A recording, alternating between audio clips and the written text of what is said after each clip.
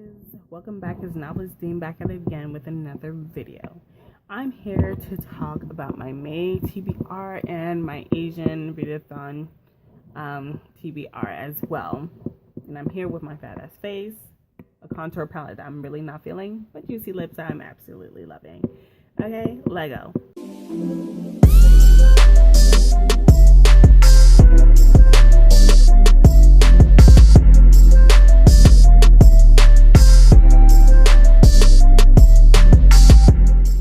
Now, in case you live underneath a rock, Readwithcindy started this Asian Readathon TBR, not to be confused with the Year of the Asian Readathon that's started by a whole bunch of blogs. Okay, this one only lasts a month. So, here are the rules. It's pretty damn simple, pretty easy to do. Obviously, you need to read a book by an Asian author. Done. Then you also need to read a graphic novel, mangas, and comic books. They all apply. That either has an Asian character or is written / drawn by an Asian author. Then you have to feature an intersectional Asian. So let's say they can have a mental illness, or they can be part of the spectrum. Maybe the autism spectrum, or maybe they may have a disability, or heck, maybe they can be gay, bisexual, part of the LGBTQ community. But it could be the character or the author that applies to this rule. Then you can also read the group book called 1,000 Nights. No, not 1,000 Nights. Oh God, no, that's one of the books that you could read. But basically, you could read 1,000 Beginnings and Endings by Evelyn O, and that is a group book that we're all reading. And there's going to be a live stream on May 29th. That all depends on the host schedules, if they're going to go live. As well as one last rule, of course, I forgot. You have to read a book that was translated from the original language. Like, say you were reading a comic book and it was written in Japanese and then translated to English. Boom, that's already 2 challenges / 3 challenges completed. Now, obviously, the kicker is it can't be just, one Asian ethnicity, It has to be different ethnicity. Like, for example, you could read someone from East Asia and as well as someone from South Asia as well. So that's basically the rules. There's so many different types of Asian, so come on, it's so easy. I mean, these rules / twist is all easy to do. So here are my TBR that applies. I'm reading The Tiger's Daughters, which is book 1 of their what was it? It was book 1 of Their Bright Insurgency by I'm not even gonna pronounce the middle name, Rivera. Okay, and I already started this book last year, but I since then put it to my spoiled milk / DNF shelf. So I'm gonna pick it back up. I'm gonna start all over again. I made it to to page 40 of that big ass book, and it's a slow burn. There's 2 lesbians. There's also demon slaying and all that other stuff, and it's all told through letters, So I'm excited, but I think that's probably why I put the book down, because of how slow it was. I remember a part where they were visiting some witch healer, so can't wait to get back to that part.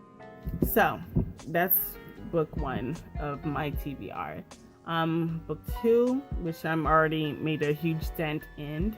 It's called The Love and Lies by Bashana Ali, and it's by Sabrina Khan. It's basically this Muslim lesbian who got tricked by her parents to go back to Bangladesh to take care of her sick grandmother. And there she reads her sick grandmother's letters that gives her strength in this trying time. And holy shit, I'm on page 166, and I've already cried, I've already laughed, Then I cried some more. Like, I remember I was at the library and like my mascara was running down my face, and I was like, oh shit, I can't be seen like this. So damn, that book. And I'm at the part where she's starting to read her grandmother's letters. So I mean, her not letters, but her grandmother's diary entry. And sis, let me talk about something else before I start crying again, you know? Then we also have the Gakuen Prince manga series by Yun Yukuzi,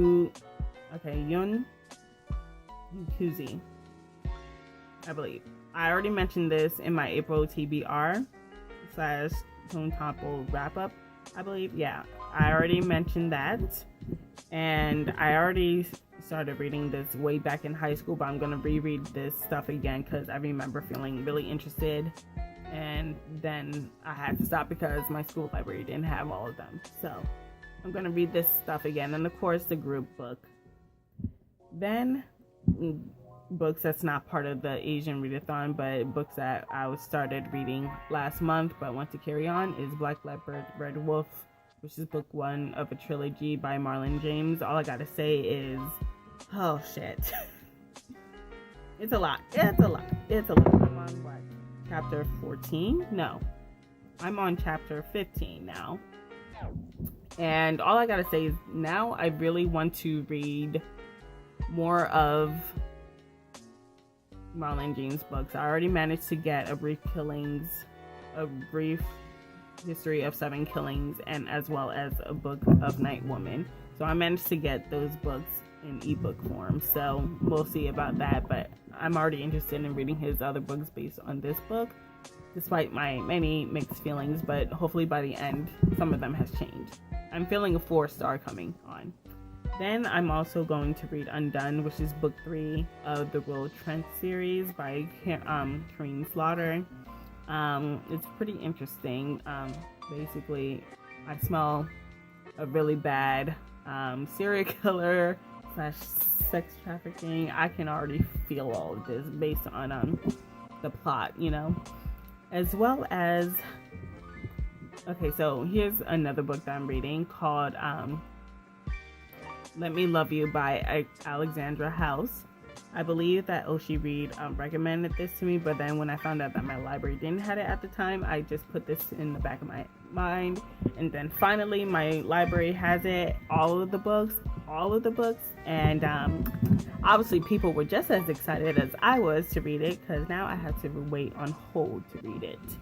So until my name pops up, I'm gonna wait till then, but until then I'm gonna read other books, okay? Then I also have Here Comes the Sun by Nicole Y. Dennis Ben. And Nora reads, another booktuber. She was, based on her review, I really wanted to read it, but it seems like a heavy hitter.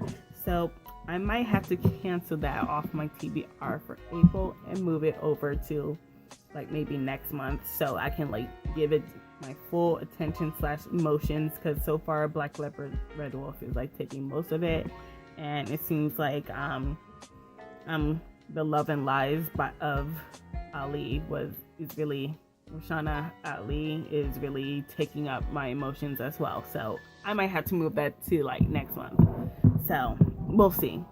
And of course I'm reading I already mentioned that, Her Every Fear by Peter Swanson. Basically 2 cousins, one of them, which is the whole book is kind of centered on, is from London. She moves over to America to her cousin's apartment complex, escaping like this domestic violence situation with her ex, and someone dies, you know, and she's like, oh shit, I just left this really bad relationship and here I am in this crappy situation, so now she got to figure out something before she's next, you know. So that's pretty easy. It's not easy, but I'm really excited to read that book. Then I am also reading, it's a debut novel by Malene Golding, and it's called Little Darlings, and basically it's about this mother who gives birth to twins, and it seems like this weird woman, you know, tries to take her kids and replace her twins with her own children. Obviously, the doctors, the police officers, her own husband don't believe her.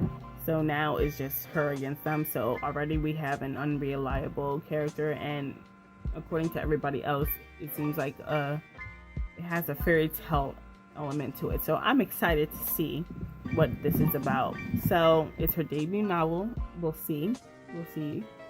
And it's pretty interesting. I already got all of this stuff from the library, except for, you know, Let Me Love You. I'm really excited about that one.